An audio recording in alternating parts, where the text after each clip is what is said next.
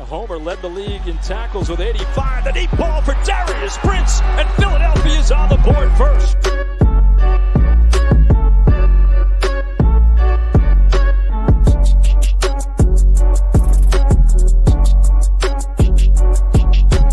On the draw, this is Bryson Allen.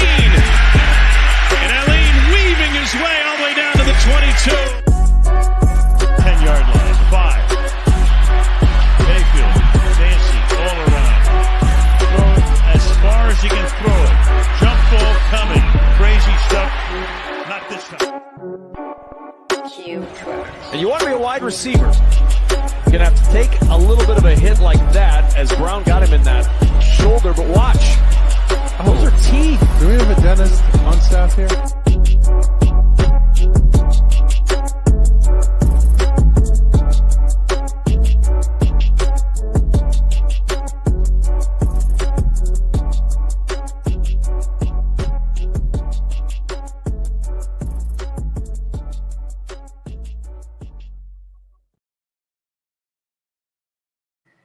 Shady Sports. I'm back with a very special guest tonight, former Oklahoma Flying Aces athlete, Mr. Hasan Muhammad Rogers. Hasan, how we doing tonight, big dog? I'm doing great, man. I'm blessed. How about you, bro? I'm doing great. Really excited to have you on the show tonight. Oklahoma, that whole situation was interesting. Take me through your final 48 hours as a member of the team. Just a lot of uncertainty, and not knowing exactly what's going on, and just knowing that it's a business, you feel me? So I didn't really never panic or get too worried because I know that it's all in God's hands. So, but it was like a little stressful to deal with because it was just so much going on, and it was all happening fast, and games weren't being played, and money wasn't getting paid, and just a lot of little things that was out of my control. So really couldn't, do nothing about that. No doubt. And, before that, though, you had an excellent game against the Idaho Horsemen. You set an NAL record with 134 rushing yards. Talk about your relationship with Coach Mark Timberlake and how he worked to design an offense around you. Mark was cool, but it was just the fact that things happened so fast and he was pushed in a situation. We didn't get to build for too long, but in that time that we had, we did take advantage of it, and everything was fine. Great coach, great person, everything was cool. So even though things were going left and right and all of that, I never did place blame on anyone because it was things that was out of his control too. So he was pretty cool, man. Pretty cool dude. A lot of other guys that was involved in the situation, pretty cool. Hats off to everybody, and I hope everybody go do well, because the situation was very unfortunate. For sure. Transitioning from outdoor football into indoors, what's the biggest difference in your opinion? Man, I would say the ball, being so much smaller, the field being smaller. It was a lot, rules that, changed. It was a lot that I had to adjust and do it fast because the situation and the opportunity came. And it was everything was happening like this. The next day I was there, the next day I was practicing. And then I was playing games, you know what I'm saying? And that first game, it was fun. And I understood the game a little more once I was able to play it, because prior to that, honestly, man, I had never watched the game. I had never been to a game, you know what I'm saying? So I was completely ignorant to the whole sport, you feel me? So once I got out there, I understood it. And I like it, it's fun. I'm still adjusting, honestly, because I still only have played 2 games, you feel me? And that's the first indoor experience that I've had. So, I'm still adjusting. Everything is fine, though. Just getting used to the ball being smaller, though, in the field, those the main things for real. Because it's still football. No, without a doubt, I definitely agree with you. And, kind of stepping away from the football field, you're a very multi-dimensional individual. You're involved with music. You're involved with a bunch of other things. Talk to me about your brand, Sauce University. Yeah, man. So I'm a big-hearted guy, and where I'm from, I appreciate everything that I've been through because it shaped me to be who I am. but I do know that the resources for the children are limited. You feel me? And I've found a love and giving back to the community. So I've started that youth organization, the South University. It's an LLC, and then I have a non-for-profit, a Chicago Kid organization. And we do so many different things in the community, from just hosting regular football camps, summer camps, personal training. Eventually, we'll have teachers, we'll have tutors, and we want to just offer everything that the city is missing in one company, and it's You based know, around the children. without a doubt, coming up in Chicago, who was one person you kind of looked up to? Um, of course, my dad. You know what I'm saying? My dad, Dennis Rogers, he was a great role model. And he's been through some things in his life where he was able to tell me certain things, and give me tips and things that would, prepare me for situations to come in the future. And that's one thing that I was blessed with, because in my city, a lot of kids don't have fathers, you know what I'm saying? And him stepping up to take on that role and raise me like I was his, it was just, something I always appreciate. And that's one person that I definitely look up to. When you look at the direction of Chicago youth and youth sports, what direction do you think it's headed in? Do you think it's headed in a positive direction overall? Right now, I think it's just like at a standstill, because the kids are trying.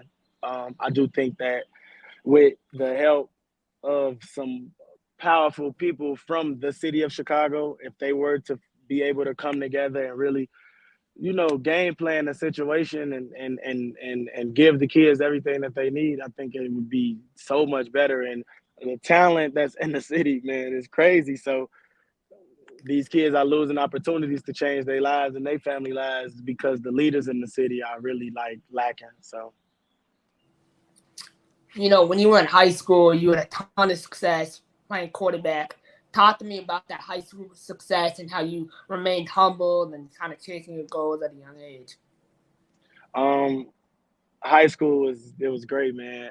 Like when people tell you like this is gonna be the best time of your life, you better appreciate it. You really in the moment you can't understand that, but just looking back, man, I was having so much fun and I was doing things like a grown man. You feel me? And I really didn't understand, and in the moment you can't really appreciate it, and you make mistakes, you learn.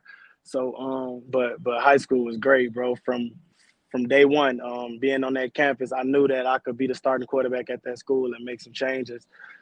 And then, undefeated freshman year, sophomore year, I was moved up to varsity because I was supposed to play I wasn't supposed to play freshmen, but they end up making me play freshman. I ended up breaking records as a freshman down there. So almost all of them, interceptions, picks, um, kick returns, and all of that. I played everything, you know what I'm saying? Because it was freshman, it was easy. Then going into sophomore year, week 1 and 2 first games on varsity, I started at safety. I had an interception in each of those games, led the teams in tackles. Like I remember like it was yesterday because it was so much happening, and it was like I was living my dream at 14, 15, 16, 17 years old. And the future just felt like it was already, what I'm saying, written, and things were just happening. I ended up having so many unfortunate situations during that time as well, just taking losses. And then I myself had an incident. And then, then getting into that recruiting process, then things were a little weird because I'm knowing that I'm so talented and everybody else is seeing it. And I'm getting my sophomore year, I was time limit, all area, all of those low awards, all conference, MVP on the team or whatever. Then junior year, I'm all state, number one quarterback in the state. And the senior year, the same thing.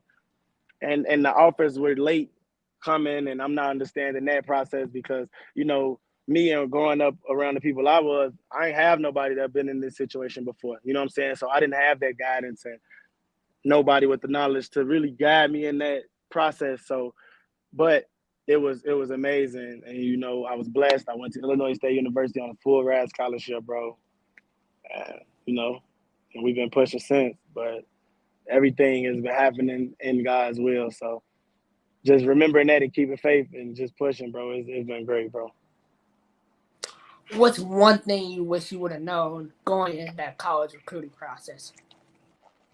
That these coaches gonna basically just tell you anything. Like pretty soon, I'm probably gonna come out with something just to help the children in my situation. Like I already do mentoring, and I'm telling them things, but I want to reach everybody that's ever been in my situation because I don't like how it went in certain areas, and I just don't want people to go through it. I mean, I'm blessed and I love everything. I have no regrets, but I did just face some unfortunate circumstances that if I had knew certain things, that things could have been different. You know what I'm saying? So just understanding that everything you hear ain't what it's gonna be, and all of these different things. Because I had some crazy situations. Like one of the head coach at Illinois State told me, "Yeah, if you want to play quarterback here, then you might have to just go ahead and move on, and I'll help you because I just feel that you're too short."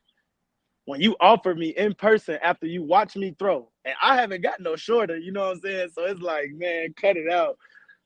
So yeah, that and just understand that like you gotta go where you're gonna be focused, you're gonna be safe, you're gonna be appreciated, and the situation is really right. You know what I'm saying? The things that don't matter don't matter. You feel me?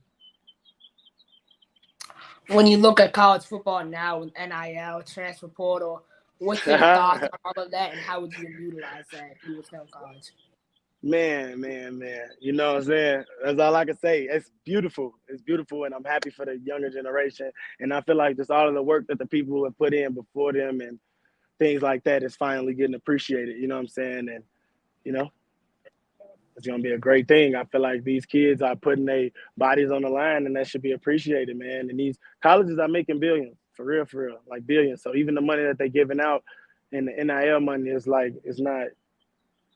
it's back pay for real. You feel me? No doubt. So, you recently signed a couple of days ago with the Duke City Gladiators. Talk to me about that, how that whole process started and this new opportunity. Honestly, man, it's been a blessing. It really dropped out in my lap. You feel me? Because I was at home, I was back home, I was chilling, I was getting focused back as far as business and building my brand and things like that, and trying to get everything back flowing as far as back home and running smoothly. And then out of nowhere, I get a phone call. And it's crazy because the number is a weird area code. I don't really answer like numbers like that for real. But for some reason, I just in the midst of what I'm doing, I called it, I answered it, and it was the general manager for the team, Miss Gina, and the conversation was nice. And at the time, I wasn't mentally like ready, but just hearing what she had to say because of the things that I, prior went to, and all of the different things that I've been through in my career, getting a little bit older.